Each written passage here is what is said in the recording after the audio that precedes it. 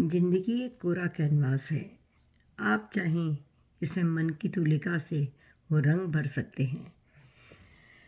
इसमें जो आकृतियाँ उभरती हैं वो हमारी ही बनाई हुई हैं, हमारे ही भीतर ब्रह्मा हैं और उसको पालन करने वाला विष्णु और संहार करने वाला शिवत्व समाया हुआ है। हम प्रत्येक क्षण जो रचना करते हैं वही हमें पालना पड़ती है, अर्थात उसी का कर्म फल हमें भोगना पड़ता है। और अगर हमारे भीतर उचित प्रकार से अगर चिंतन किया है तो अज्ञान की जो प्रलय है वही शिवत्व है।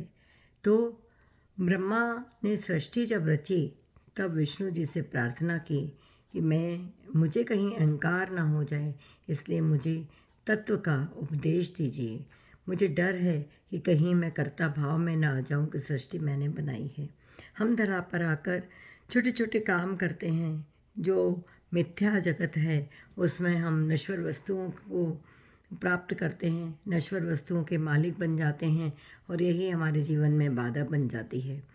जो भी हम रच रहे हैं, जो भी इमोशन, संवेदनाएं, वृत्तियाँ, व्यवहार, कर्म जो भी हम रच रहे हैं प्रत्येक क्षण, उसके प्रति हमें जागरूक रहना चाहिए, क्योंकि वही कर्म बनेगी और कर्म ही फिर फल बन जाएगा।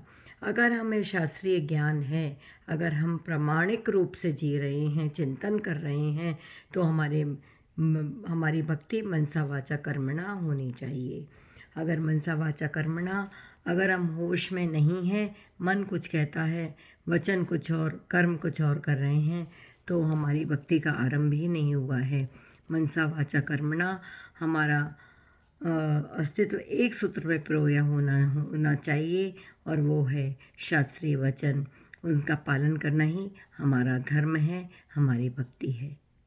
नमस्कार।